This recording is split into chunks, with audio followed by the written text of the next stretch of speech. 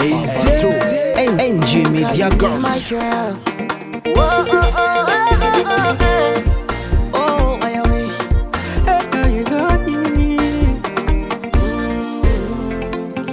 Noite macera, za kwati mompera.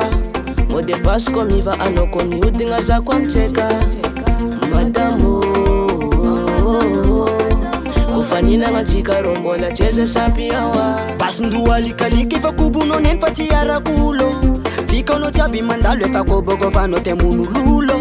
Siutikini anulumbelu mangisi babadi mamefila kuro. Chende ana kuwanti sa chima aifa sa melu furundulo. Seku inura itana Lera na umipoka za milala Asizi rambo witana Sana kula vamaru wateka batitana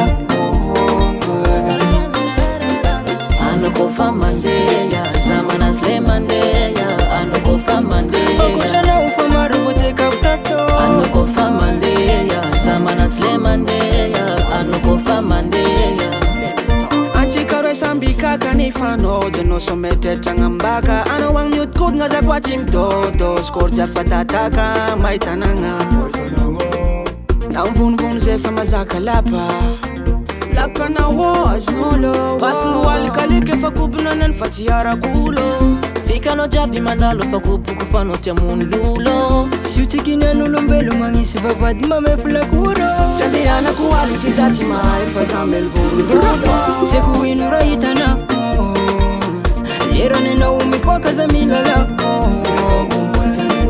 Asizi rambo witana Zana kuleva mare wateka batitana Ano kofa mandeya Zamana tle mandeya Ano kofa mandeya Bakutana ufa mare wateka utato Ano kofa mandeya Zamana tle mandeya Ano kofa mandeya Nous applaudissons à sa valeur. Elle est beatmaker. Regarde. Zeba zeba zeba zeba zeba zeba zeba zeba zeba zeba zeba. Mama wou,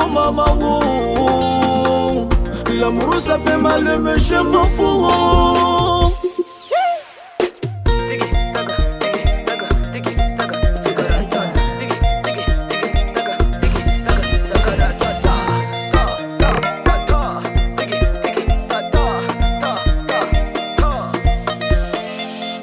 Mama wou, l'amour ça fait mal mais je m'en fous. Seku inura itana Lera nena umipoka za milala Asizi rambo witana Zana kuleva maru wateka batitana Ano kofa mandeya Zamana tle mandeya Ano kofa mandeya Bakutana ufa maru wateka utato Ano kofa mandeya Zamana tle mandeya Ano kofa mandeya